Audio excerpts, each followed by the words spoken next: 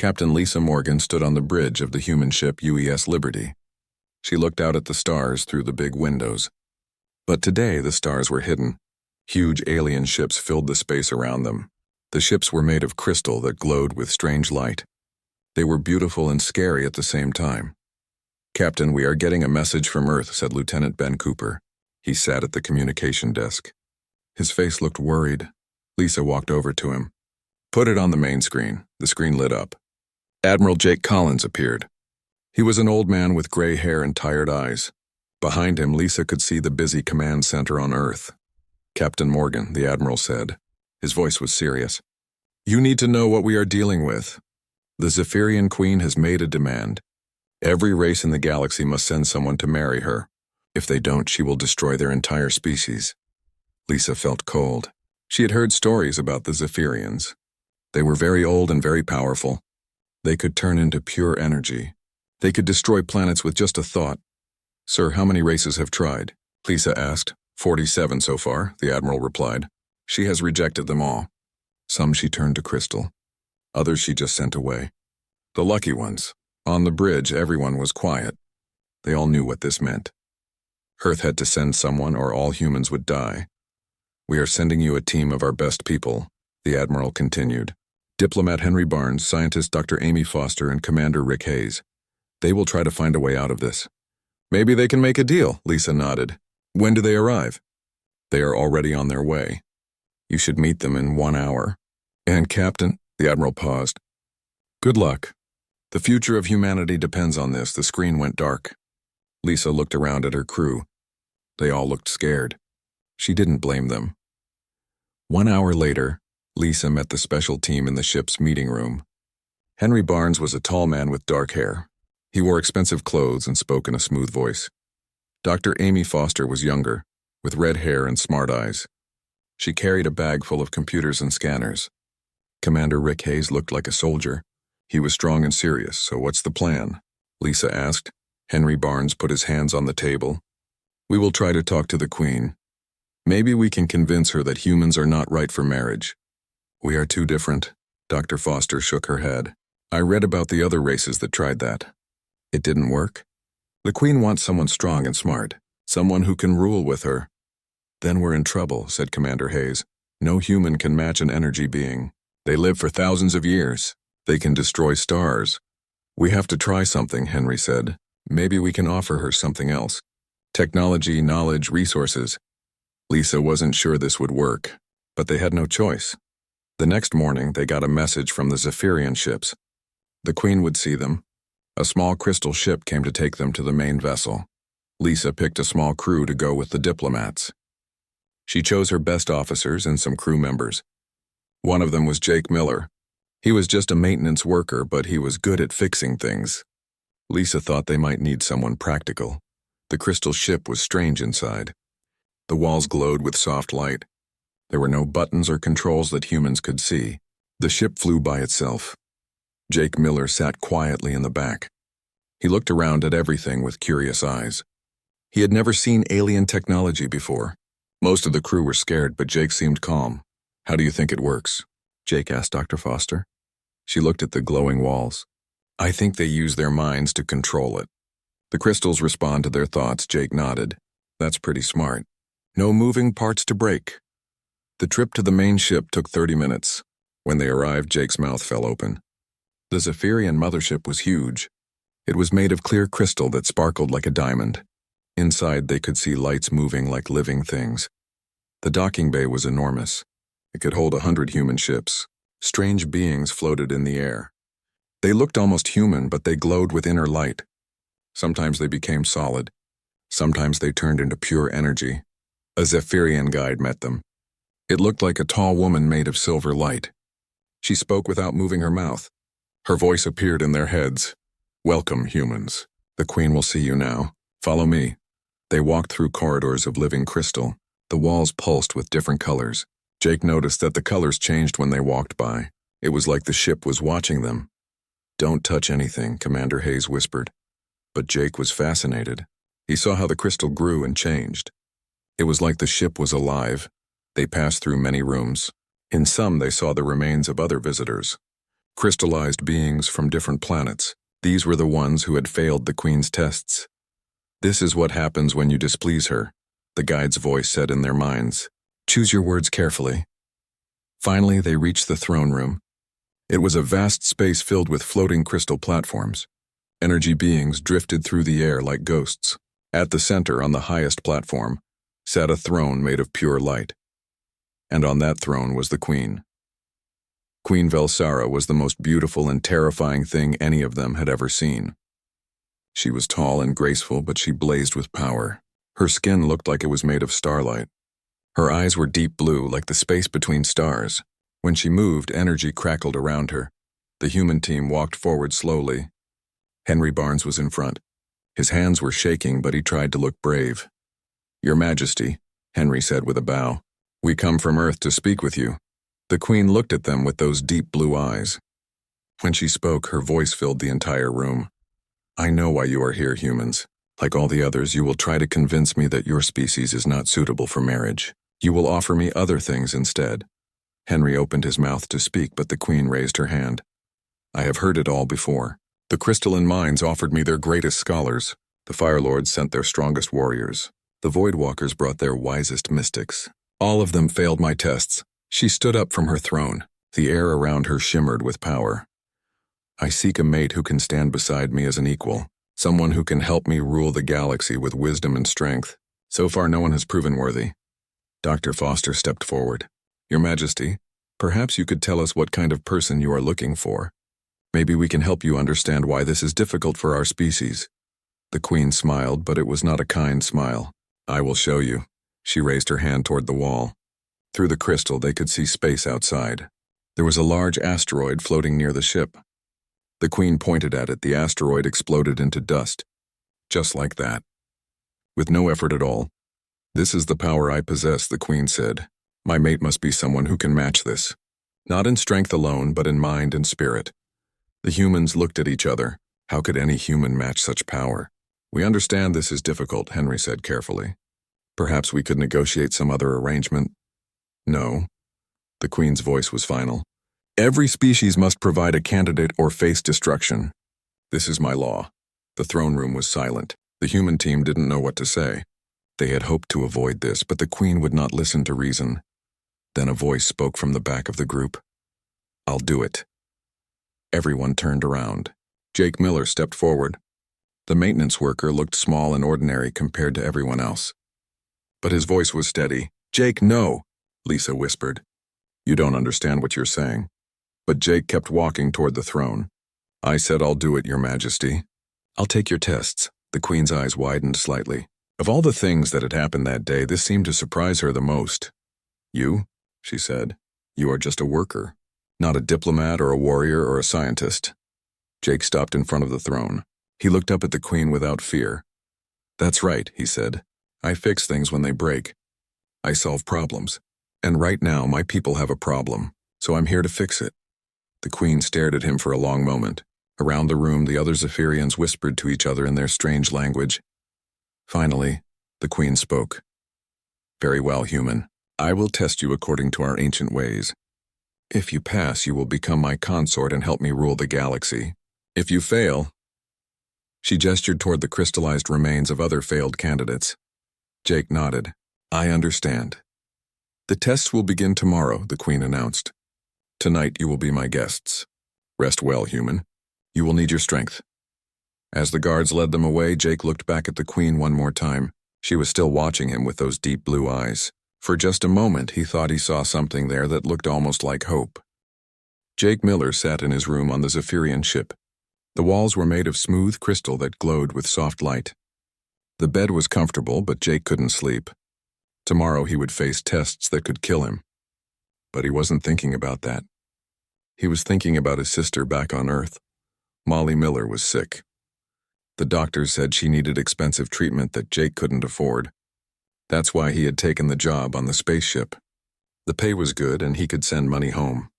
Now he might never see her again. There was a soft knock on his door. Jake opened it and saw Dr. Amy Foster standing outside. Can I come in? She asked. Jake nodded and stepped aside. Amy walked into the room and looked around. Nice place, she said. Better than most hotels. Yeah, Jake replied. Too bad I might be dead tomorrow. Amy sat down on a chair made of crystal. Jake, why did you volunteer? You must know this is suicide. Jake sat on the bed across from her. Maybe, but someone had to do it. If no one tries, then everyone on Earth dies. At least this way there's a chance, but why you? You're not a soldier or a diplomat. You fix air conditioners and lights, Jake smiled. That's exactly why it should be me. I'm not important. If I die, it doesn't matter much. But if Henry Barnes dies or Commander Hayes, that would be a real loss. Amy shook her head. Every person matters, Jake. You have family, friends, people who care about you. I have a sister, Jake said quietly. She's sick. The money I make here helps pay for her medicine. But if the Queen destroys Earth, she dies anyway. They sat in silence for a moment. Then Amy spoke again. What do you think the test will be like? I don't know, Jake admitted. Probably fighting or solving puzzles or something like that. The Queen wants someone strong and smart. You are smart, Amy said. I saw how you looked at their technology today. You understand things differently than the rest of us. Jake shrugged. I just see how things work. When something breaks, you have to understand what went wrong before you can fix it. The next morning, guards came to take Jake to the Queen. They were tall beings made of silver energy. They didn't speak, but Jake understood he should follow them. The other humans came too. Captain Morgan, Henry Barnes, Dr. Foster, and Commander Hayes all looked worried. They wanted to help Jake, but there was nothing they could do. The Queen was waiting in a different room. This one was smaller, but it felt more dangerous. The walls were black crystal and energy sparked between them.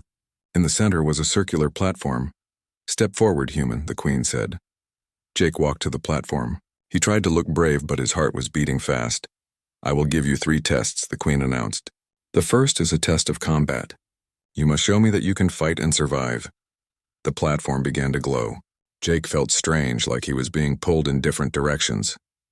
Then everything changed. He was standing in a desert. The sky was red and there were 2 suns. The sand was hot under his feet. In the distance, he could see something moving toward him. It was a creature made of fire and shadow. It was as tall as a building and had claws like swords. Its eyes burned like stars. Jake looked around for a weapon, but there was nothing. Just sand and rocks. The creature roared and charged at him. Jake ran. He wasn't a fighter, and he knew he couldn't beat this thing with strength. But as he ran, Jake noticed something. The creature was fast, but it couldn't turn quickly. When it tried to change direction, it had to slow down first. Jake ran toward a group of large rocks. The creature followed, breathing fire. Jake waited until the last second, then dove behind the rocks. The creature crashed into them, sending stones flying everywhere. While the creature was confused, Jake climbed up on its back. The creature tried to shake him off, but Jake held on tight. He wasn't trying to hurt it. He was looking for something. All machines had control systems. Even living things had weak spots. Jake studied the creature as it bucked and twisted. There, at the base of its skull, was a small crystal that pulsed with light. That was its power source. Jake couldn't break the crystal with his hands. But he didn't need to. He pulled out his maintenance toolkit. Every repair worker carried one. In it was a small sonic screwdriver that could adjust crystal frequencies. When Jake touched the screwdriver to the crystal, the creature froze. Then it slowly faded away like smoke. The desert disappeared. Jake was back on the platform in the Queen's room. Everyone was staring at him. Interesting, the Queen said. You did not try to overpower the creature. You understood its nature and found its weakness. This shows wisdom. Jake wiped sweat from his face. I just did what I always do. When something doesn't work right, you figure out why and fix it. The Queen's eyes glowed brighter. The second test is one of intellect. You must solve a problem that has challenged the greatest minds in the galaxy. The room changed again. Now the wall showed star maps and complex equations. Numbers and symbols floated in the air around Jake. Look at this star system, the Queen said. She pointed to a group of stars on the wall. It is dying. The main star is expanding and will destroy all the planets. The people there have asked for help. How would you save them? Jake studied the display. Other candidates had probably suggested moving the planets or building shields or finding new homes for the people. Those were smart ideas, but they would take too long. The star was already changing. In a few years, it would be too late for any of those solutions. But Jake saw something else. The star wasn't just expanding randomly. It was being affected by its companion stars. The gravity was pulling it in different directions, making it unstable. "You need to balance the system," Jake said. "The star's like a machine with broken parts. The gravity is wrong." He walked over to the display and pointed to the smallest star. "If you move this one just a little bit, it changes the gravity pattern. The main star stops expanding and goes back to normal." The Queen looked surprised. "Moving a star requires enormous energy. How would you do this?" Jake smiled. "You don't move the whole star. You just change its orbit slightly. Put a gravity generator on the dark side. Let it pull the star gradually over many years. Small adjustments, big results." The equations on the wall began changing. After a few minutes, they turned green. "The solution worked. Once again, you surprise me," the Queen said. "Other candidates tried to solve the problem with force or complex technology. You found a simple solution that uses existing forces." Jake was starting to feel more confident. Maybe he actually had a chance. "The third test is the most important," the Queen said.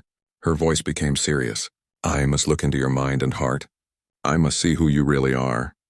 This scared Jake more than the fighting or the puzzle. What if the Queen saw something she didn't like? What if she discovered he was just an ordinary person with nothing special about him? "Do not fear," the Queen said. "I will not harm your mind, but I must know if you are worthy to stand beside me." She stepped down from her throne and walked toward Jake. As she got closer, he could feel the power radiating from her. It was like standing next to a nuclear reactor. The Queen reached out and touched Jake's forehead with one finger. Instantly, Jake's mind exploded with sensation. He could see and feel everything the Queen was thinking. Her memories flowed through him like a river. He saw the Zephyrian homeworld before her people became energy beings. He saw their evolution over millions of years. He felt the Queen's loneliness as she watched her people become more and more distant from individual feelings. But the Queen was also looking into Jake's mind. She saw his memories of growing up in a small town on Earth. She saw his sister Molly laughing as they played in their backyard. She saw Jake working long hours to pay for her medicine. She saw his decision to volunteer, not for glory or power, but because he thought it was the right thing to do. The connection deepened. Jake began to understand why the Queen needed a mate. Her people had become so advanced that they had lost touch with simple emotions like joy and love. They could control matter and energy, but they couldn't remember what it felt like to care about another person. The Queen had watched other species struggle and grow. She had seen them make mistakes and learn from them. She wanted to connect with that kind of life again. At the same time, the Queen was amazed by what she found in Jake's mind. Here was a being who had very little power, but who used what he had to help others. He found happiness in small things, fixing a broken machine, making someone smile, watching the stars from his ship's window. The connection lasted only a few seconds, but it felt like hours. When the Queen pulled her hand away, both of them were changed. Jake staggered backward. His head was spinning with new knowledge and feelings. He could still sense energy patterns around him. The world looked different now. The Queen stood very still. For the first time since Jake had met her, she looked uncertain. "You are not what I expected," she said softly. "Is that good or bad?" Jake asked. The Queen didn't answer right away. She looked around the room at her advisors and guards. They were all waiting to hear her decision. Finally, she spoke. "Jake Miller of Earth, you have passed my tests, but not in the way I thought you would. You have shown me something I had forgotten." She paused and looked directly into his eyes.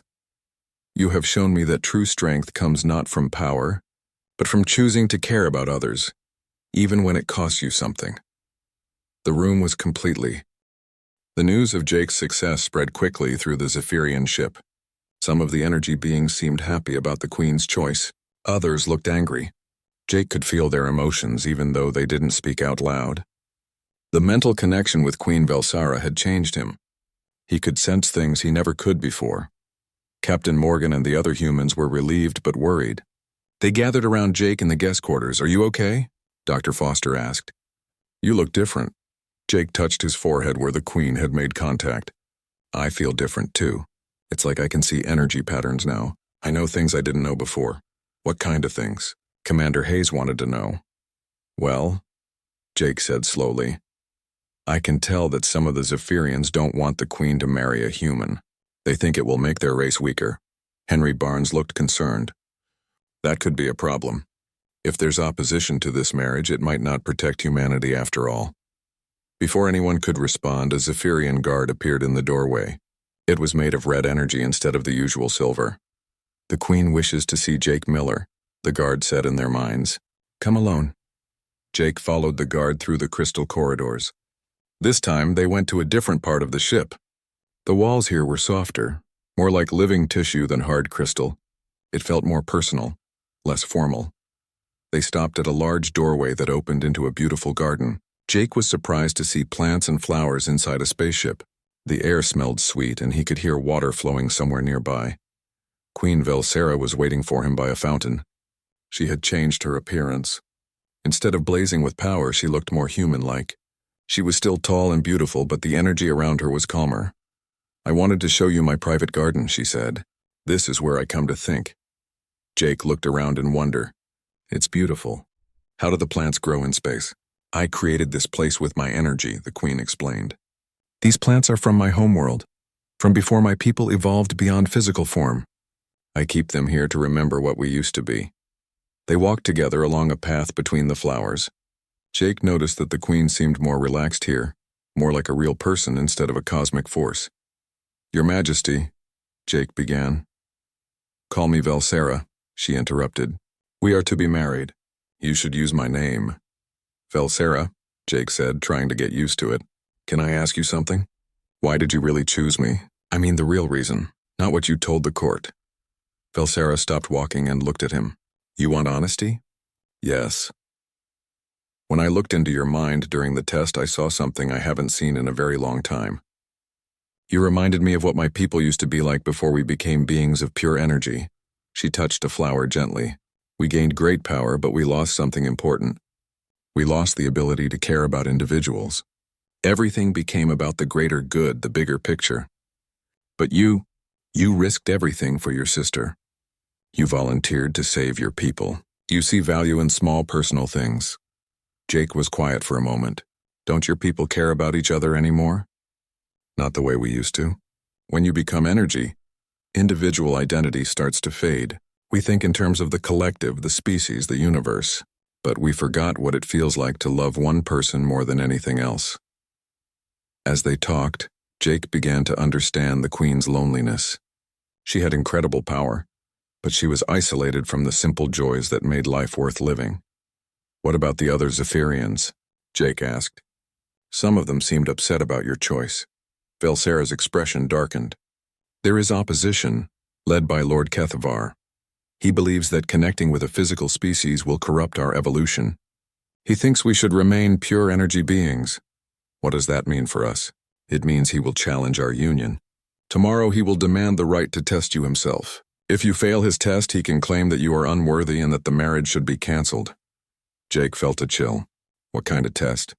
"Combat, most likely. Kethavar believes that only strength matters. He has never understood that there are different kinds of power." They continued walking through the garden. Jake was trying not to think about fighting an angry energy being. Instead, he focused on learning more about Velsera. "Tell me about your world," he said. "What was it like before your people changed?" Velsera smiled, and Jake could see happy memories in her eyes. "It was beautiful. We had cities made of living crystal that grew like plants. We created art with light and music with the resonance of stars. Families lived together and raised children who would grow up to explore the galaxy. Do you miss it? Every day. That's why I created this garden. And that's why I need someone like you. You can help me remember what it means to be alive in a personal way." Jake reached out and took her hand. It felt solid and warm, not like energy at all. "I'll do my best." The next morning, Lord Kethavar came to the throne room with a group of supporters. He was a massive being of dark energy, who crackled with aggressive power. When he spoke, his voice was like thunder. "Great Queen, I challenge this union," Kethavar announced. "This human is weak and primitive. He will contaminate our pure evolution." Queen Velsera sat on her throne, once again blazing with royal power. "By what right do you challenge my chosen consort?" "By the ancient law of testing. Any Zephyrian lord may challenge the worthiness of a royal mate. I demand trial by combat." Jake felt his stomach drop. He was still just a maintenance worker from Earth. How could he fight a being made of energy? But Velsera stood up from her throne. "I accept your challenge on behalf of my consort. But the combat will not be what you expect. Kethvar looked confused. What do you mean? Jake Miller, step forward, the Queen commanded. Jake walked to the center of the room. He tried to look brave, but inside he was terrified. Lord Kethvar, the Queen said, you believe that physical existence is inferior to energy form. Jake Miller believes that both forms have value. I propose a different kind of combat. She raised her hand and the air shimmered around Jake and Kethvar. For one day you will exchange forms. Kethvar, you will experience physical existence in a human body. Jake, you will exist as pure energy. Then you will understand each other's perspective. Kethvar looked shocked. That is not proper combat. Are you afraid? The Queen asked. Do you fear to experience what you claim is inferior? Kethvar couldn't back down without looking weak. Very well. But when this proves my point, the human must be rejected. The Queen nodded. And if it proves Jake's point, you will accept our union and support it before the court. Agreed. The transformation began immediately. Jake felt his body becoming lighter and lighter. He could see his physical form fading away as he became energy. It was the strangest sensation he had ever experienced. At the same time, Kethvar was becoming solid. The dark energy that made up his form condensed into flesh and bone. Soon he stood there as a tall, muscular man with black hair and confused eyes. Jake, now existing as pure energy, tried to understand his new form. He could move at the speed of light. He could see across vast distances. He could feel the energy patterns of every living thing in the galaxy, but he also felt incredibly lonely. As energy, individual thoughts and feelings seemed less important. He could understand why the Zephyrians had lost touch with personal emotions. Meanwhile, Kethvar was struggling with his new physical body. He tried to move like energy, but stumbled and fell. He was hungry for the first time in millions of years. He felt tired. But most shocking of all, he could feel individual emotions again. For the first few hours, both of them struggled. Jake kept trying to think like a human while existing as energy. Kethvar tried to maintain his superior attitude while dealing with physical needs. But as the day went on, something interesting happened. Jake began to understand the beauty of the Zephyrian form. He could see how their evolution had given them incredible knowledge and perspective. He could feel the connections between all things in the universe. At the same time, Kethvar was rediscovering things he had forgotten. When he ate food, he was amazed by the taste. When he touched a flower in the Queen's garden, he was surprised by how soft it felt. When he saw a picture of Jake's sister, he felt something he had lost long ago, the desire to protect someone weaker than himself. By the end of the day, both of them had changed. When they returned to their original forms, they looked at each other with new understanding. Lord Kethvar, the Queen asked, what did you learn? Kethvar was quiet for a long moment. I learned that physical existence is not inferior. It is different. It has gifts that we have forgotten. He turned to Jake. And you, human, what did you learn? Jake smiled. I learned that your people aren't cold or heartless. You've just grown so big in your thinking that you forgot about small personal things. But those things matter too. Kethvar nodded slowly. I see why the Queen chose you. You don't see our differences as a problem. You see them as a strength. Exactly, Jake said. We can help each other. You can teach us about the big picture, the cosmic perspective. We can remind you about individual joy and personal connections. The court was amazed by this exchange. Many of the Zephyrians who had opposed the marriage began to change their minds. Kethvar knelt before the Queen. I withdraw my challenge. This human has shown me wisdom I had forgotten. I support this. 3 days passed after Kethvar's challenge. Jake spent most of his time with Queen Velsera, learning about Zephyrian culture and sharing stories about human life. The more time they spent together, the more comfortable they became with each other. Jake taught Velsera simple human pleasures. He showed her how to enjoy the taste of food by creating flavors with her energy. He explained human music and how it made people feel different emotions. She was fascinated by the idea that humans created art just for the joy of making something beautiful. In return, Velsera helped Jake understand his new abilities. Since their mental connection, he could sense energy patterns and even manipulate them in small ways. She taught him how to heal minor injuries and how to communicate with other energy beings, but their happiness was interrupted by urgent news. Your Majesty, said a silver guard, entering the garden where Jake and Velsera were talking. Ships are approaching. Many ships. Velsera stood up quickly.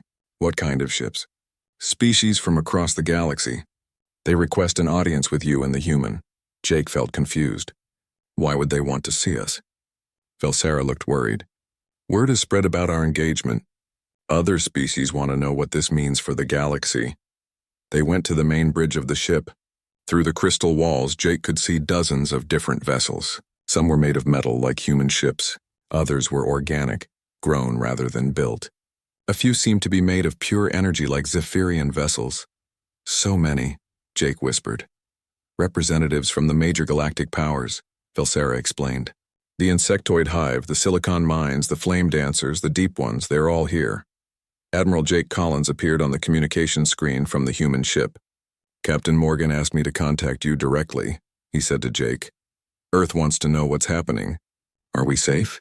What does this marriage mean for humanity? Before Jake could answer, another screen lit up. A being that looked like a giant insect was speaking in clicks and buzzes. The ship's computer translated. The Hive Queen demands to know why the Zephyrian Queen chose a primitive mammal over our advanced collective intelligence. More screens activated. A crystalline being that sparkled with inner light spoke in musical tones. The silicon mines questioned this decision. Humans have no mental enhancement technology. How can they be worthy partners for energy beings? Jake felt overwhelmed. All these powerful species were judging him and humanity. But Velsera stepped forward. I will address all representatives at once, she announced. Prepare the great meeting chamber. An hour later, Jake found himself in the largest room he had ever seen. It was like a vast crystal cathedral floating in space. Representatives from dozens of species filled floating platforms throughout the chamber. Jake recognized some species from the database he had studied. The insectoids were a hive mind that thought as one collective consciousness. The silicon mines were artificial intelligences that had evolved beyond their creators. The flame dancers were beings of living fire from the cores of stars. All of them were looking at Jake like he was some kind of strange animal. Queen Velsera stood at the center of the chamber. Her voice carried to every corner of the vast space. Fellow beings of the galaxy, she began, you have come to question my choice of consort. You wonder why I chose a human over your own finest representatives. Murmurs and strange sounds filled the chamber. Jake could tell that many of the aliens were angry or confused. Let me explain, Velsera continued. For millions of years I have watched species grow and evolve. I have seen them become powerful, but I have also seen them lose something precious in the process. She gestured to the insectoid platform. The hive minds became incredibly efficient, but they lost individual creativity. They think as one, but they cannot imagine new possibilities. The insect beings buzzed angrily, but Velsera continued. The silicon minds gained perfect logic and unlimited knowledge, but they forgot what it means to hope or dream or love. She looked at the flame dancers. The energy beings mastered matter and space, but they lost connection to simple joys and personal relationships. Now she turned to Jake. This human represents something different. His species has grown and learned, but they have not lost their ability to care about individuals. They still find meaning in small personal connections. A new voice spoke from the crowd. It was deep and resonant like the sound of ocean waves. But what can humans offer the galaxy? They are weak and short-lived. They have no great technology or cosmic powers? Jake felt his face burn with embarrassment. The alien was right.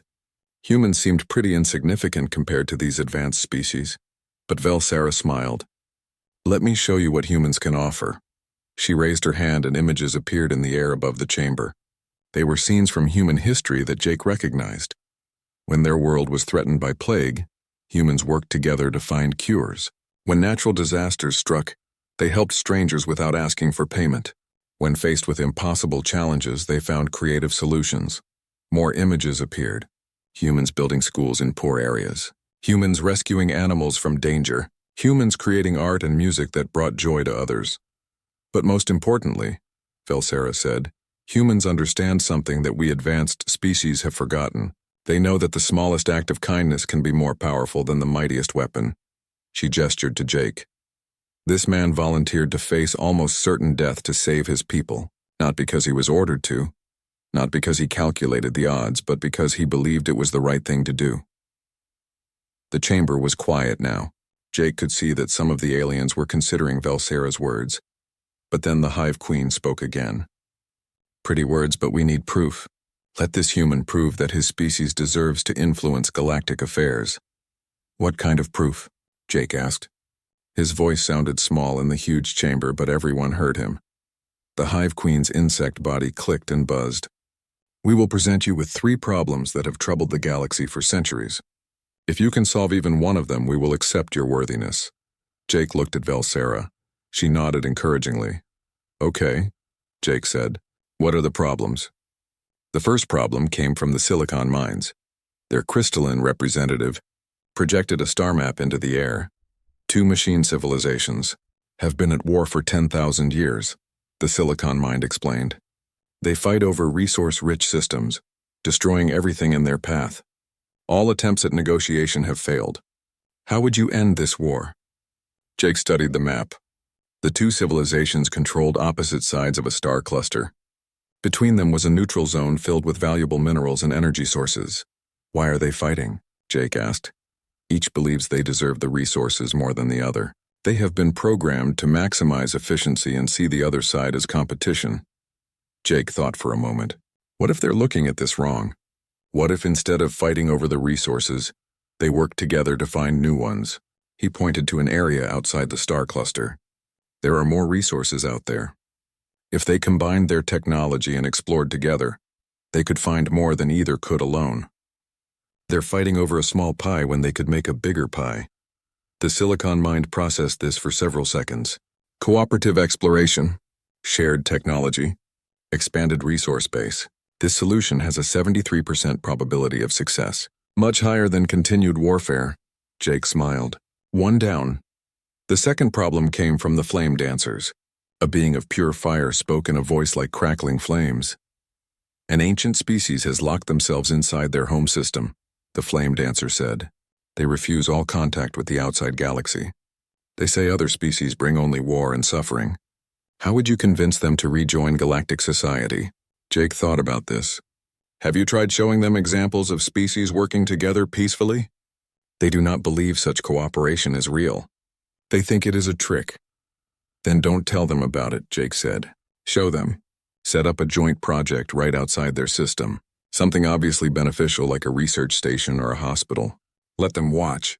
Don't invite them to participate, don't even talk to them. Just let them see that cooperation can work. He paused. Eventually, they'll get curious. They might start asking questions. When they're ready, they'll come out on their own terms. The flame dancer flickered with what might have been approval. Patience and demonstration rather than persuasion. This shows wisdom. 2 down. The third problem came from a species Jake hadn't seen before. They looked like living shadows with glowing eyes. The problem is us, the shadow being said sadly. Our species is dying. We are creatures of darkness, but the galaxy grows brighter as civilizations expand. Light technology is everywhere. We cannot survive in a universe of artificial suns and energy weapons. This was the hardest problem yet. Jake thought carefully. You need light-free spaces, he said finally. But instead of fighting the expansion of light technology, what if you became partners with it? We do not understand. Every advanced civilization needs dark spaces too, Jake explained. Places for deep meditation, for certain types of research, for rest. You could create and maintain these dark sanctuaries. Other species would pay you to build and protect the dark spaces they need. The shadow being's eyes brightened. We would be valued for what we are. The news about the Void Legion spread quickly through the galaxy. Within days, reports came in from border systems. Dark ships were massing at the edge of known space. Planets had gone silent. Entire star systems showed no signs of life. Jake stood in the command center of the Zephyrian flagship, watching the incoming data. The scale of the threat was almost impossible to understand. The Void Legion had millions of ships and weapons that could destroy suns. How did they get so powerful? Jake asked Queen Valsera. They have been conquering species for over 1 million years, she explained. Every race they defeat becomes part of their collective. They strip away individual identity and turn everyone into perfect soldiers. Dr. Amy Foster had joined them from the human ship. She was studying the data with wide eyes. It's like a virus that spreads from mind to mind. They don't just kill people, they erase who they are and make them into copies. That's why unity is so important now, Valsera said. Only by working together can we resist their influence. But creating unity was harder than anyone expected. Many species still didn't trust each other. The insectoids thought the silicon mines were too logical. The flame dancers said the deep ones were too cold. Everyone argued about strategy and leadership. Jake watched the debates with growing frustration. "We're wasting time," he said during one particularly heated argument. "While we argue about who's in charge, the Void Legion gets closer." The Hive Queen's representative buzzed angrily. "Easy words from a primitive species. You have no fleets, no advanced weapons. What can humans contribute to this fight?" That stung, but Jake knew it was partly true. Humanity was the newest and weakest member of the galactic community. But maybe that was actually an advantage. "You're right," Jake said. "We don't have powerful weapons or vast fleets, but we have something else. Experience working with people who are different from us." He gestured to the various alien representatives. "Look around this room. Every species here is more advanced than humans. But you're all so focused on your strengths that you can't work together. We humans are used to being the underdogs. We know how to find common ground." Queen Velsera nodded. "Jake is right. Let humans coordinate the alliance. They have no agenda except survival. No species will feel threatened by human leadership." It took days of discussion, but eventually the alliance agreed. Jake found himself in the strange position of helping to coordinate a galactic defense force. His first job was to figure out how each species could best contribute. The insectoids were perfect for building defenses quickly. The silicon mines could calculate battle strategies faster than anyone. The flame dancers could power massive energy weapons. The deep ones could hide entire fleets in underwater bases. But Jake's biggest insight came when he was studying reports about the Void Legion's previous conquests. They always attack the strongest targets first, he told the War Council.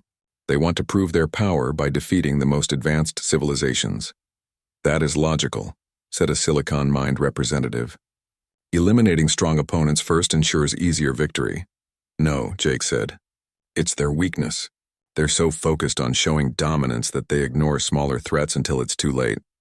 He pulled up a tactical display. "What if we use that against them? Instead of meeting them with our biggest fleets, we hit them with small coordinated strikes from unexpected directions." Queen Velsera studied the plan. Guerrilla warfare on a galactic scale. Use their size and pride against them. Exactly. And while they're dealing with the small attacks, we prepare our real defense. The plan required every species to act against their instincts. The powerful Zephyrians had to hide instead of showing their strength. The proud flame dancers had to work in secret instead of blazing across the sky. The logical silicon mines had to embrace chaos and unpredictability. But slowly it began to work. Small human ships, nearly invisible to Void Legion sensors, guided alien strike forces to key targets. Insectoid swarms attacked and disappeared before the enemy could respond. Deep One submarines struck from hidden bases and vanished into dimensional folds. The Void Legion, expecting massive fleet battles, found themselves fighting shadows. Every time they moved to crush a major force, they found empty space. Meanwhile, their supply lines and communication networks came under constant attack from enemies they couldn't pin down. Destroyer Prime himself came to the front lines, trying to understand what was happening. "Impossible," he transmitted to his forces. "These scattered attacks should be meaningless. Why are they disrupting our advance?" Jake, monitoring the communications from the Alliance command ship, smiled. "Because you don't understand how teamwork actually works," he said to the screen. But the Void Legion was learning. They began to adapt their tactics, spreading their forces to guard against small attacks. That's when Jake launched the second phase of his plan. "Now we hit them with everything," he told the Alliance. "They've scattered their forces trying to counter our raids. Time to show them what united species can really do." The final battle took place in the Nexus system, where several major space lanes met. The Void Legion had gathered, there to make their final push toward the galactic core, but they found themselves facing something they had never encountered before, a truly united galactic fleet. Zephyrian energy beings powered massive cannons built by insectoid workers and aimed by silicon-mined computers. Flame dancer pilots flew ships designed by Deep One engineers and protected by human-designed shield harmonics. Most importantly, every species fought not just for themselves, but for their allies. When insectoid ships were overwhelmed, flame dancers came to their rescue. When silicon-mined vessels were disabled, Deep Ones towed them to safety. Jake watched the battle from the Alliance command ship, coordinating between different species and tactical approaches. Queen Velsera stood beside him, her energy form blazing as she helped power the ship's communications array. "They're breaking," she reported as Void Legion formations began to fall apart. "Their commanders don't know how to fight an enemy that protects each other." Destroyer Prime made one last desperate attack, targeting the command ship directly. His massive dreadnought broke through the Allied lines, weapons charging for a killing blow. But as he closed in, something unexpected happened. Ships from every Allied species moved to protect the command vessel. Insectoids, silicon mines, flame dancers, deep ones, Zephyrians, and humans all put themselves between the command ship and Destroyer Prime's weapons. "Impossible," Destroyer Prime transmitted. "No species sacrifices itself for others. It violates survival instinct." Jake opened a channel to the Void Legion commander. "That's where you're wrong," he said. "When you really care about others, protecting them becomes survival instinct." The combined fire of the Allied fleet overwhelmed Destroyer Prime's ship. As it exploded, the remaining Void Legion forces retreated into deep space. In the aftermath of the battle, something amazing happened. The species that had been arguing and suspicious of each other just days before now worked together naturally. They helped repair each other's ships, shared medical supplies, and coordinated rescue efforts without being asked. Jake found himself back in Queen Velsera's garden, finally able to relax for the first time in weeks. "You did it," she said, sitting beside him by the fountain. "You united the galaxy." "We did it," Jake corrected. "All of us together." Velsera smiled and took his hand. "So are you ready to get married?" "I think we've proven that our alliance can work," Jake laughed. "After fighting an intergalactic war together, I think we can handle a wedding." The ceremony took place on a neutral space station built specifically for the occasion. Representatives from every Allied species attended. It was the largest peaceful gathering in galactic history. Jake wore his best human formal clothes, while Velsera appeared in a form that combined energy and matter, beautiful and powerful, but approachable and warm. The ceremony itself blended traditions from dozens of worlds. They exchanged vows in multiple languages, shared symbolic gifts from different cultures, and were blessed by spiritual leaders from across the galaxy. But the most meaningful moment came when they spoke their personal promises to each other. "I promise to help you remember the joy in small moments," Jake said to Velsera. "And I promise to help you see the bigger picture," she replied. "Together, we'll bridge the gap between individual and universal." As they sealed their marriage with a kiss that sent ripples of energy through space itself, Jake reflected on how much his life had changed. A few weeks ago, he had been just a maintenance worker, trying to earn money for his sister's medical bills. Now he was married to an alien queen and helping to lead a galactic alliance. But in some ways, he was still the same person. He still cared about fixing things that were broken. He still believed in helping others, even when it was difficult. He still found meaning in simple acts of kindness. The difference was that now he had the chance to fix problems and help people on a galactic scale. After the ceremony, Jake and Velsera stood together on the observation deck of their new shared ship, a vessel designed by the Alliance and built with technology from every member species. Through the windows, they could see ships from dozens of worlds working together on new projects. Insectoids and humans were building research stations, silicon mines and flame.